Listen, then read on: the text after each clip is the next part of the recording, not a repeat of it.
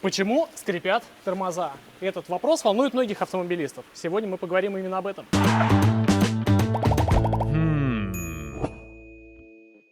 Меня зовут Артем Березин, я технический эксперт, и мы с вами встретились сегодня на станции Евроавто Машака. Чаще всего ответом на вопрос для автомобилистов, почему скрипят тормоза, будет такое, что тормозные колодки сделаны из низкокачественного анвагла. Но при этом нужно понимать, что причиной акустического дискомфорта по сути является вибрация, а в автомобиле вибрирует примерно все. Колеса, тормозная система, подвеска, да и вообще весь автомобиль сам по себе трясется, когда едет. Поэтому моя задача сегодня, как технического эксперта, произвести вроде, казалось бы, базовую замену тормозных колодок и дисков, но при этом показать вам, дорогие зрители, какие работы нужно предусмотреть и что необходимо сделать для того, чтобы минимизировать возможность появления вот такого нежелательного акустического, в общем-то, эффекта. Производя работы с тормозной системой, кроме того, что нам понадобятся новые элементы и различный набор специальной химии, нам нужны будут аксессуары, которые либо производитель кладет, либо не кладет вместе с тормозными колодками, смазки различного состава и различного назначения, специальные приспособления, ну и, конечно, средства индивидуальной защиты. Мы приступаем к работе. Работаем мы сегодня в очередной раз с моим автомобилем. Напомню, что это Kia Rio 2016 года. Здесь установлена тормозная система производителя Mondo. Ну и, в общем-то, любые работы с автомобилем у нас начинаются с гигиенических процедур. Мы замачиваем растворителем ржавчины все те элементы, которые планируем открутить. И пока им даем время немного откиснуть, начинаем потихоньку щекотить щеткой по металлу.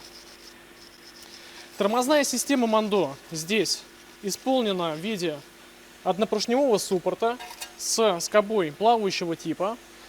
Здесь установлена направляющая закрытого типа. Ну и, в общем-то, это базовая конструкция суппорта.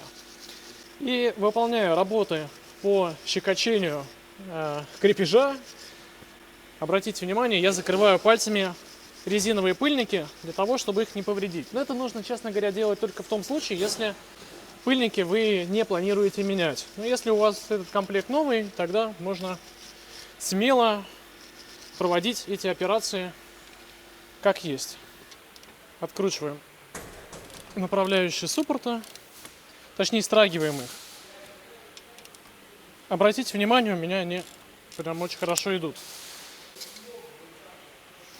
И теперь аккуратно вытаскивая суппорт, во-первых, не забываем про то, что его нужно подвесить, а во-вторых, всего прежде оценить привалочную поверхность тормозного поршня и отдельно, крайне важно, оценить состояние и зеркало самой поверхности рабочего поршня. Но в моем случае поршень недостаточно вышел для того, чтобы это можно было сделать прям сходу, поэтому мы вернемся к этому позднее.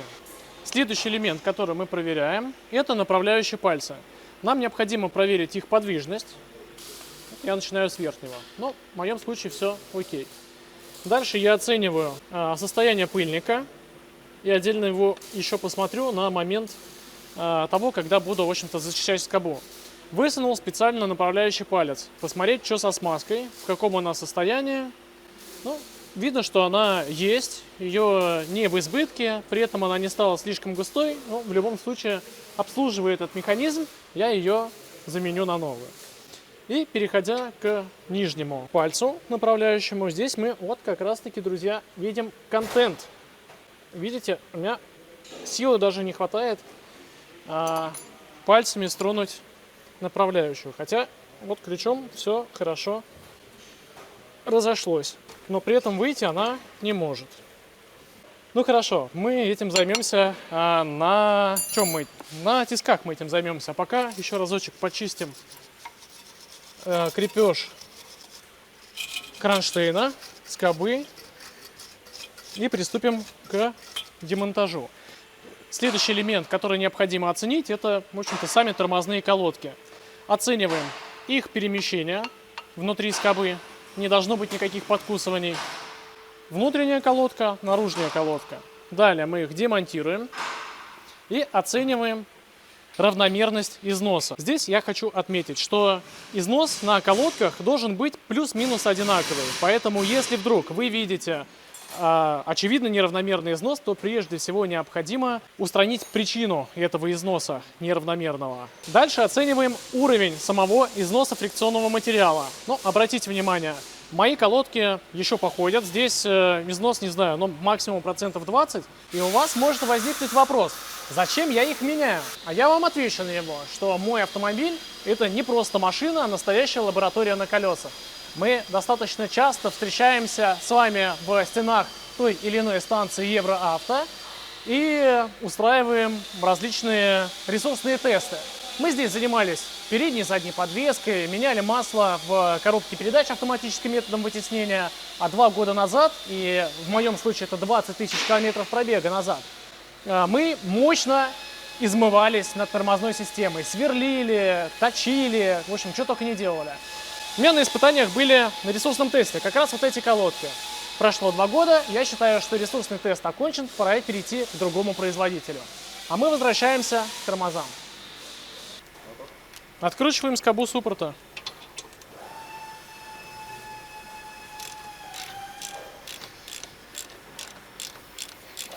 Здесь всегда возникают споры. Смазывать этот крепеж или не смазывать. Производитель говорит не смазывать. Технические эксперты и, в общем-то, механики говорят смазывать, потому что так проще откручивать. Но единственное, что нужно помнить, что когда вы смазали крепеж, то все истории, связанные с закручиванием динамометрическим инструментом, идут прахом, потому что резьба мокрая и резьба сухая – это 2 разные резьбы и, соответственно, 2 разных крутящих момента. Так или иначе, выбор делать каждому механику самостоятельно. Я рекомендую просто использовать новый крепеж. И новый крепеж смазывать по резьбе не стоит, а можно смазывать только прилегающую, в общем-то, головку болта, наверное, давайте так говорить. Потому что именно она прикипает, как это было когда-то в моем случае. И демонтируем скобу, к которой мы вернемся позднее на тисках. Следующая задача механика – оценить равномерность износа и вообще износ тормозного диска в случае, если вы не планируете его менять. Что мы будем использовать? Ну, мы используем штангенциркуль для того, чтобы проверить остаточную толщину тормозного диска. Далее мы оцениваем поверхность и, в общем-то, следы износа от тормозной колодки. Ну и, конечно, для любителей, тех, кто может жаловаться на биение, необходимо произвести замер биения по тормозному диску с помощью индикатора часового типа. Но, несмотря на то, что тормозной диск может быть ровный, иногда он бывает немножечко ржавый, когда машина долго постояла. Ну, это абсолютная версия, да, коррозия, но на самом деле, дорогие друзья, я хочу продемонстрировать вот этот момент, который заключается в коррозии внутри вентиляционных шахт. Нередки те случаи, когда образовавшаяся шелуха из этой коррозии, она забивает, в общем-то, вентиляционные каналы и в том числе провоцирует биение на колесе. В моем случае диск мы меняем превентивно, поэтому откручиваем его и посмотрим, что нас ждет на ступице. А вот это тоже достаточно больная история для тех, кто часто чувствует биение на руле. Опа! Видите, у меня, кстати, он легко снялся. Бывает такое, что тормозной диск снимается тяжело. Ну, вот мне, кстати, можно это заметить, хотя и не в супер явном формате. Это коррозия по внутренней стороне этого диска и, как следствие, коррозия на ступице. Поэтому наша задача, в общем-то, зачистить это до металлического блеска и одновременно по шпилькам пройтись. Включаем жужжалку и жужжим. Причем жужжим как и по грязезащитному щитку, так и, соответственно, по самому поворотному кулаку, зачищая посадочные привалочные плоскости на скобу и, безусловно, чистим саму ступицу. мне приходится применять насадку на жужжалки, потому что в конструкции моего автомобиля установлены шпильки. Но вообще на автомобилях, скажем, группы ВАК, где нету шпилек, а устанавливаются болты, удобно эти работы производить насадкой такой большой корд-щеткой. Как правило, она коралловая и подходит прямо под диаметр самой ступицы. И буквально эта работа выполняется за считанные секунды. Мне же приходится приспосабливать. Очистились, обдуваемся, обезжириваемся, опять обдуваемся.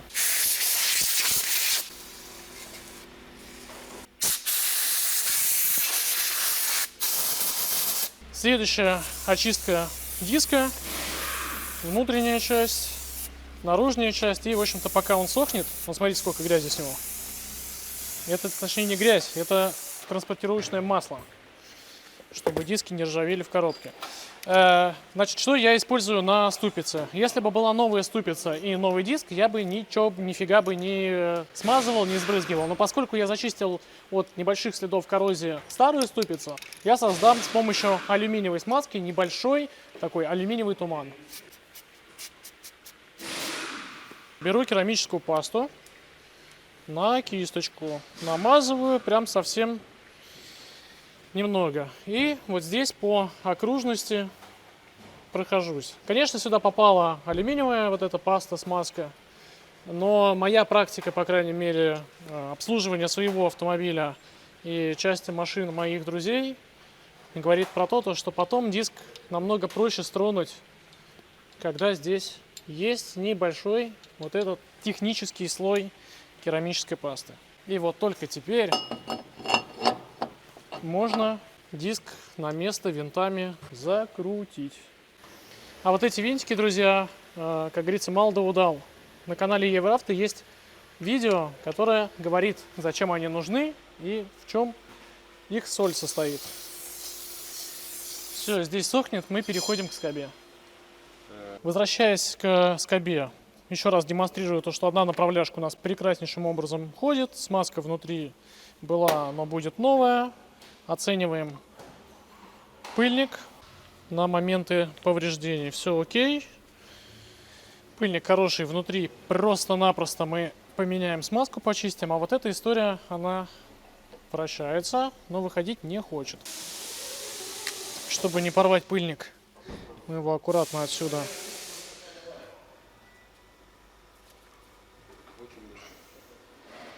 не хочет.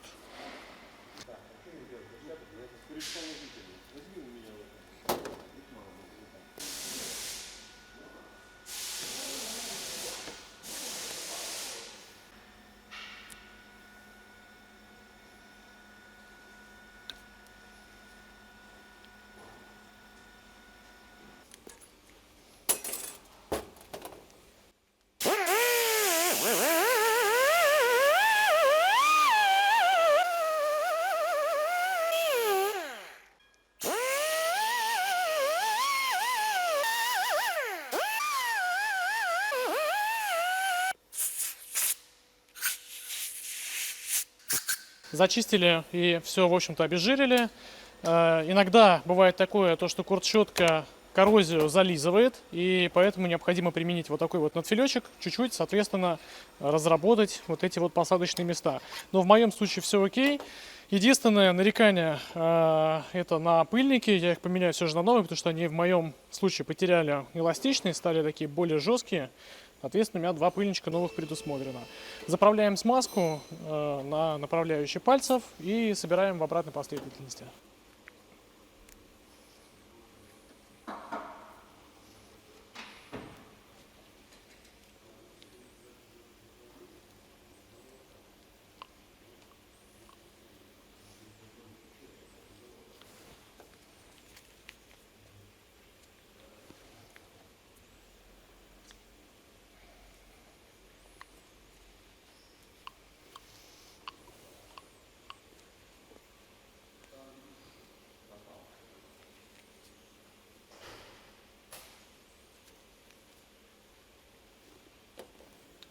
Так, это которая ближе ко мне?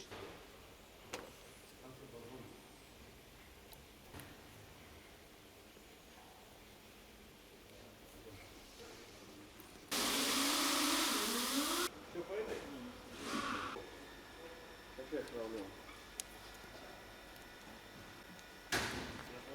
Все проверили, с пыльников стравили воздух лишний. Помазал я непосредственно под пластинками. Почему это я делаю? Потому что у меня новая пластинка и новая колодка будет. В этом случае лично я считаю, что мазать ничего не нужно. Ну и все, занимаемся дальше самим суппортом, ставим колодки, пойдемте к машине. Как говорится, смертельный номер, но я хорошо это умею делать, поэтому аккуратно щеточкой обработаю вот эту привалочную поверхность и, соответственно, места касания самим суппортом самой колодки.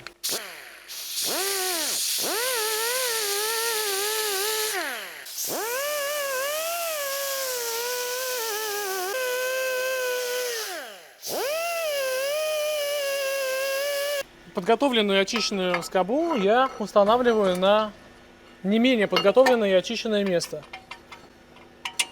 специально подготовленными болтами. Момент, который здесь используется, это от 78 до 100. Первый есть, второй есть.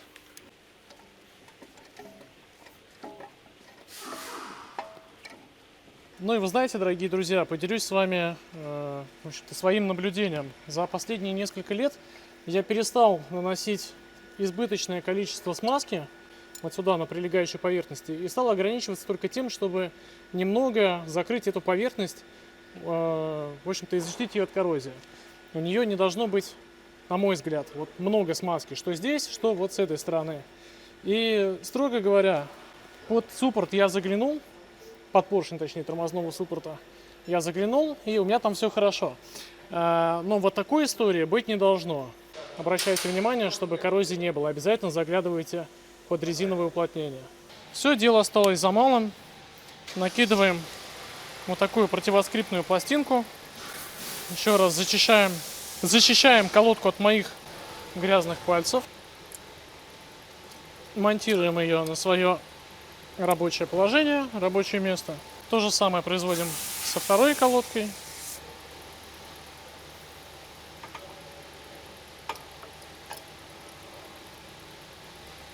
Перемещаются легко и непринужденно.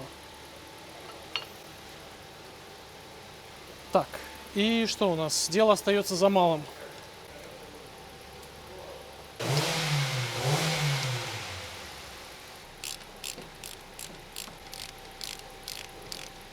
Непосредственно с тормозными механизмами мы закончили, но это еще не все. Первое, что нужно сделать, это несколько раз нажать на педаль тормоза для того, чтобы тормозной поршень подошел и уперся в тормозные колодки.